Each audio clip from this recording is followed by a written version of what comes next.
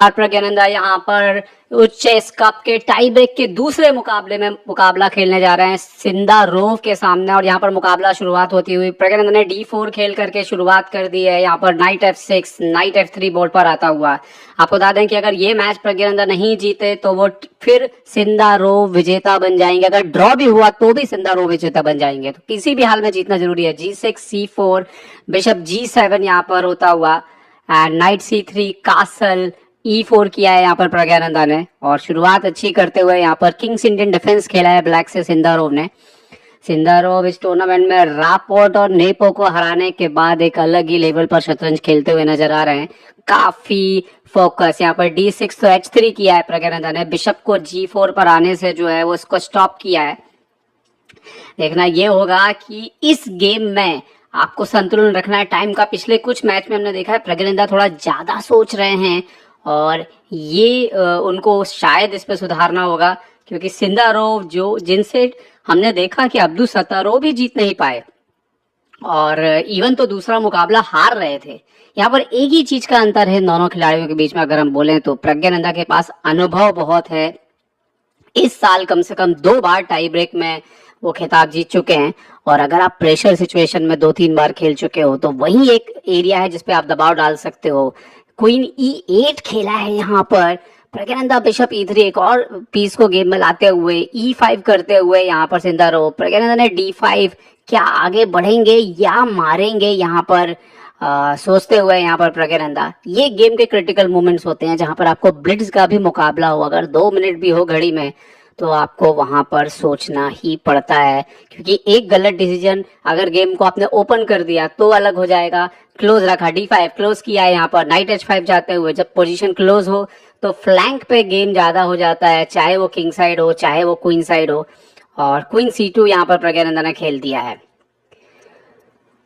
फिलहाल यहाँ पर चाल सिंदारोव की A5 खेलते हुए बोर्ड के दोनों हिस्सों से खेलने की कोशिश कर रहे हैं, किंग साइड से भी क्वीन साइड से भी। यहाँ पर प्रज्ञानंदा ने अभी भी बिशप नहीं निकाला है, अभी भी कैसल नहीं किया है। तो देखना ही होगा कि कैसल किस तरफ करेंगे। क्या लॉन्ग कैसल करेंगे प्रज्ञानंदा, रिस्क लेंगे इस गेम में सफेद मोहरों से, या और की चारा भी नहीं है, क्योंकि जीतने के अलावा जीतना तो आपको हर हाल में पड़ेगा ये मैच अगर आपको बने रहना है इस टूर्नामेंट में। क्योंकि प्रज्ञानंदा जीतेंगे तो फिर दूसरा टाई ब्रेक, एक एक गेम का टाई ब्रेक शुरू हो जाएगा। और यहाँ पर लॉन्ग कैसल किया प्रज्ञानंदा ने, C5 नाइट A6 यहाँ पर किया तो A3 किया, इमीडिएटली घोड़े को ऊपर आने से रोका है प्रज्ञानंदा ने। तो तेज खेल रहे हैं इस बार और टाइम लेकिन अभी भी सिंदारोव के पास ही थोड़ा सा ज्यादा है। और एक चीज जो बहुत महत्वपूर्ण जो मैंने आपको बताया कि ये मैच अगर प्रज्ञानंदा जीतेंगे तो सबके स्कोर 2-2 हो जाएंगे, तो फिर सिंगल राउंड का राउंड रॉबिन होगा टाई ब्रेक में। यहाँ पर बिशप D7 तो किंग B1 खेल दिया है, तो थोड़ा तो फोकस लग रहे हैं। और टाइम में बिल्कुल अभी जो है इस बार पिछले मुकाबले के मुकाबले काफी तेज खेलते हुए नजर आ रहे हैं यहाँ पर। और ब्लिट्ज एक ऐसा गेम है दोस्तों, सबसे महत्वपूर्ण बात की अगर आप कितना हार भी रहे हो तो आपको कभी भी उम्मीद नहीं छोड़नी चाहिए और लगातार कुछ ना कुछ प्रयास करते रहना चाहिए। और यही बात दरअसल सबसे ज्यादा मायने रखती है कि आप कितना फाइट बैक करने की क्षमता रखते हैं, कितना आप लड़ने की क्षमता रखते हैं, कितना आप नए आइडियाज जो है वो खोज के निकाल सकते हैं। और अगर आप ये सब कुछ कर सकते हैं तो फिर आप ब्लिट्ज शतरंज अच्छी खेल सकते हैं। फिलहाल टाइम अब जो है उस मामले में सिंदारोव के पास समय जो है वो कम होना शुरुआत हो गई है। सिंदारोव ने यहाँ पर F5 खेल दिया है, ये एक आक्रामक तरीका है, जवाब है। और देखते हैं कि प्रज्ञानंदा कैसे जवाब देते हैं सेंटर पर इस स्ट्राइक का, क्योंकि नेक्स्ट मूव पे F4 आ रहा है तो आपको मारना पड़ेगा, नहीं तो बिशप जाम हो जाता है। टेक टेक टेक और यहाँ पर G4 खेल दिया है, इमीडिएटली G4 खेला है और सिंदारोव ने नाइट को F4 पे लिया है। बिशप F4 यहाँ पे मार दिया प्रज्ञानंदा ने। पॉन इनटू F4, यहाँ पर बिशप D3 आते हुए निश्चित तौर पर प्रज्ञानंदा के पास बेहतर पोजीशन यहाँ पर नजर आ रही है, क्योंकि राजा के तरफ का हिस्सा अगर खुलेगा काले का और दबाव बनेगा तो दिक्कत तो होगी। यहाँ पर नाइट C5 आते हुए बिशप को इमीडिएटली चैलेंज किया है उन्होंने, तो बिशप F5 यहाँ पर मार दिया है प्रज्ञानंदा ने। Bishop into F5, pawn into F5, यहाँ पर क्वीन H5 आके उस पॉन को चैलेंज करता हुआ और क्वीन एक्सचेंज हो सकता है। तो यहाँ पर थोड़ा सावधानी बरतनी जरूरी है कि क्वीन एक्सचेंज नहीं होना चाहिए, क्योंकि इस पोजीशन में क्वीन एक्सचेंज होगा तो वो ब्लैक को फेवर कर सकता है। तो यहाँ पर एक ही तरीका दिख रहा है, घोड़े को D4 पे ला करके शायद आपको उस पॉन को बचाना होगा, या फिर वो पॉन सेक्रीफाइस आप करने के लिए आगे बढ़ सकते हैं। शायद प्रज्ञानंदा वही सोच रहे होंगे। नाइट D4 यहाँ पर आते हुए बिशप D4 मार दिया, रुक D4, अभी क्वीन F5 आना यहाँ पे तय है, और क्वीन इंटू F5 यहाँ पर सिंदारो की तरफ से आ चुका है बोर्ड पर। तो ये अगर एक्सचेंज यहाँ पर तय न जाए, मतलब अब ये रुक एंड गेम पे गेम होने वाला है। लेकिन प्रज्ञानंदा निश्चित तौर पर बेहतर हैं, लेकिन हमने देखा है सिंदारो ने एंड गेम में पिछले कुछ एंड गेम कमाल के खेले हैं। रुक G1 चेक, किंग H8, रुक G4 एडवांस करते हुए अपने हाथी को। तो देखना ये है कि क्या एक्सचेंज की तरफ जाएंगे या कुछ और सोच रहे हैं यहाँ पर सिंदारो, क्योंकि F4 के पॉन पे अटैक भी है। अगर आप एक्सचेंज करते हो तो वो F4 का पॉन आपका ट्रबल में आ सकता है। तो क्या आप उसको पहले एक बार बचाना चाहेंगे? लेकिन एनीवे एक्सचेंज के बाद उस पर प्रॉब्लम है रुक F4 के बाद। तो देखना ये होगा कि यहाँ पर सिंदारो क्या जवाब देंगे। सिंदारो का समय अब 1 मिनट के नीचे जाता हुआ, प्रज्ञानंदा के पास 1 मिनट 20 सेकंड के आसपास है यहाँ पर। और एक आपको बता दें कि क्लासिकल जब हुआ है दोनों के बीच में, उसमें प्रज्ञानंदा ने शानदार जीत दर्ज की थी सिंदारो के ऊपर, और दरअसल उसी के बाद उन्होंने काफी एक बढ़त सी बनाना शुरू की थी इस टूर्नामेंट में। उसके बाद जब वो हारे उसके पहले तक। और यहाँ पर देखते हैं कि अगली चाल क्या आने वाली है। F3 किया है यहाँ पर सिंदारो ने। घड़ी में समय 35 सेकेंड, प्रज्ञानंदा के पास 1 मिनट 20 सेकेंड के आसपास, अब 10 के आसपास।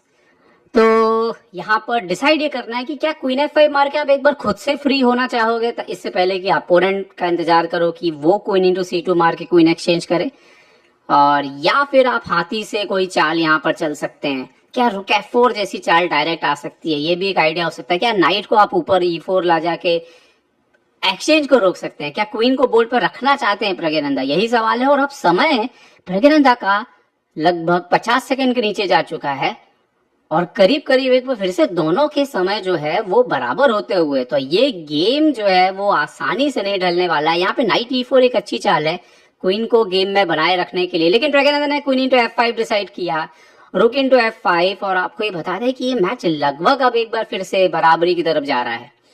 लेकिन प्रज्ञानंदा को तो जीत चाहिए। अगर ये ड्रॉ हुआ तब तो सिंदारो विजेता बन जाएंगे। तो ये एक कठिन परिस्थिति होती है जब आपको खतरा उठाना पड़ेगा, भले ही वो खतरे से अपोनेंट जीत जाए, क्योंकि अगर ड्रॉ हुआ तो भी अपोनेंट ही जीत रहा है ये खिताब।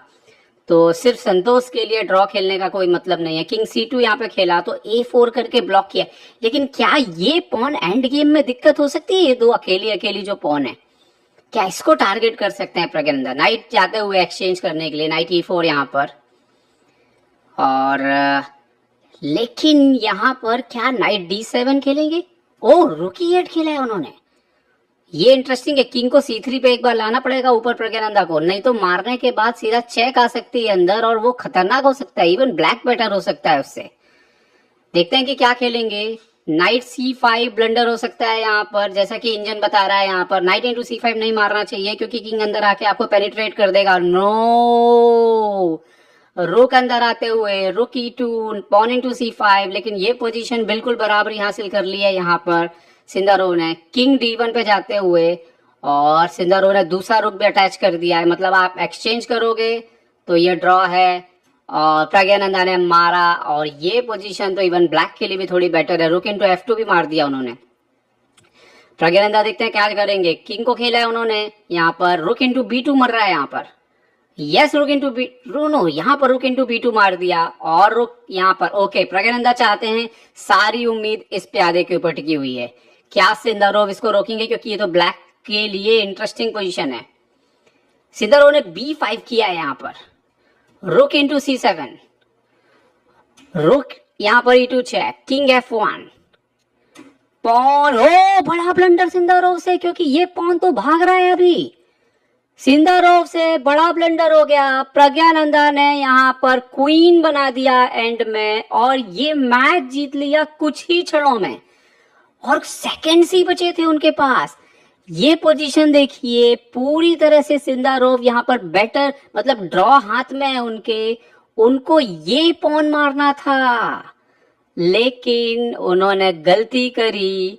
यहाँ पर ये पॉन आगे बढ़ दिया, और उसके बाद ये पॉन रोका ही नहीं, क्योंकि किंग की पोजीशन की वजह से क्वीन बन गया यहाँ पर और प्रज्ञानंदा ने जो है ये मैच जीत के कमाल की स्थिति बना दी है और अब वो टाई ब्रेक में एक बार फिर से लड़ने के लिए तैयार हैं।